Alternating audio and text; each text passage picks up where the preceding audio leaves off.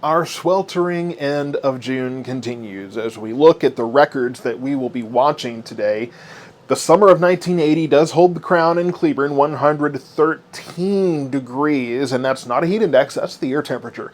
The summer of 1980 was brutal, and although it was a brutal summer, we don't have those records for the other three towns. At least we don't have our record-breaking temperatures there for that time. 1930 was record-setting in Corsicana. That was closer to the Dust Bowl days, so that is a little bit of interesting history there. Go look that up if you're not aware of it. So 108 in Corsicana, 109 in Hillsboro in 2012. Also 2012, holding the record in Waxahachie with 104. Now keep in mind, of course, Waxahachie's records don't go quite as far back, so 104 seems a little bit low, and we'll be in that ballpark today, but the others, far too high for us to even approach. Cleburne, absolutely insanity, but we won't be quite close to 1980 or most of the 2012 readings today. Where we will be today is in the low 100s, and again, 102, 103 across our area, so we will be closer to that record in Midway Airport. Between Waxahachie and Midlothian is where we hold that record there. We will watch that, and we could break a record there. Of course, we've been having problems with the temperature readings up there, so we may not actually know if we break that record today, but we'll do our best to hold that. 80, 81 degrees tonight, so gross, muggy, warm overnight as well. Not much help, but the next couple of days look a little bit more interesting. We are under an excessive heat warning. All four counties, all of the counties really in North Texas, really most, if not all of the counties that the National Weather Service even covers here at the Fort Worth office. And the two criteria, remember, are 100 degree plus heat index values for 2 consecutive days and or 105 air temperature across 2 days. Now, the situation is that really we're going to hit one of those, the heat index values of 110 today. Tomorrow, our highs will be right around 105. So it looks like we could get one versus the other across each day. Now, tomorrow, we've only got 5 degrees, right, to go. So our heat index values may well be 110 or over again tomorrow. But the good news is that the humidity itself won't be as bad when we hit 105, 104. Now, yes, it will compensate. The air temperature will be allowed to rise because the air temperature changes more drastically in dry air. Humidity makes it harder for the temperature to fluctuate either way. It takes longer, takes more work, basically, to heat and warm the air. That's why water takes much more work to heat or cool.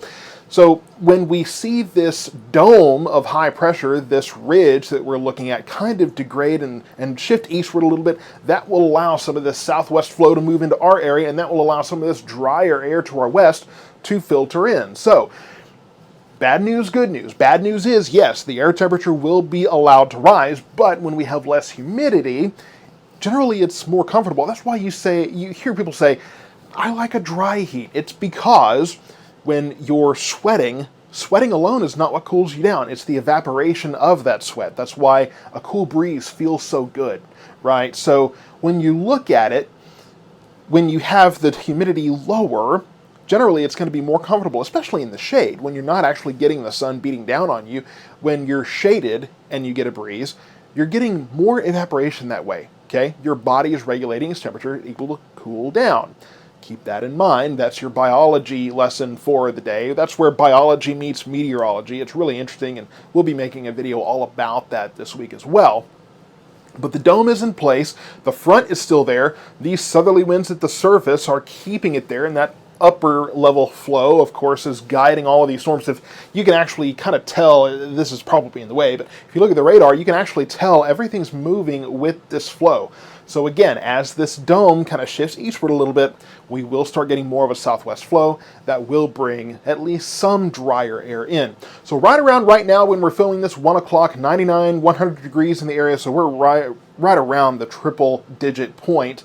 And then yes, 102, 103 degrees right around 5 p.m. And then tonight, it will take a while to cool down. 9 o'clock, it's still warm, gross, and muggy out there. So not much help there.